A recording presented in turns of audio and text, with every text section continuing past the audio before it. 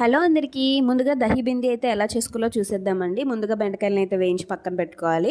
తర్వాత కొంచెం ఆయిల్ వేసుకొని, జీలకర్ర, ఆవాలు వేసుకొని, తరిగిన ఉల్లిపాయ, పచ్చిమిరపకాయ వేసుకొని, అది కొంచెం మగ్గిన తర్వాత అలాగే టమాటో ప్యూరీ వేసుకొని, కొంచెం కారం, కొంచెం గరం మసాలా పొడి, కొంచెం సాల్ట్ వేసుకొని బాగా కలిపి మూత పెట్టుకొని పచ్చివాసన పోయేంత వరకు కూడా వీటినన్నిటినీ కూడా బాగా వేయించుకోవాలండి. వేయించుకున్న తర్వాత చిక్కటి కమ్మటి పెరుగు ఒక 1/2 లీటర్ పాటు తీసుకొని బాగా విస్క్ చేసి బాగా కలిగి పెట్టి అందులో వేసుకొని కలపాలండి మిశ్రమాన్ని. ఆ తర్వాత వచ్చేసి కొంచెం వాటర్ యాడ్ చేసుకోవాలి. మళ్ళీ దీనికే ఈ గ్రేవీలా ఉంటుందండి.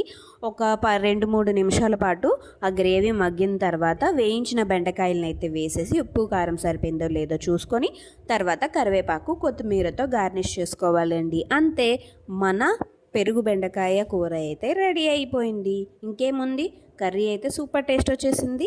ఇంకెందుకు ఆలస్యం, భోంచేసేద్దాం, వచ్చేయండి. నా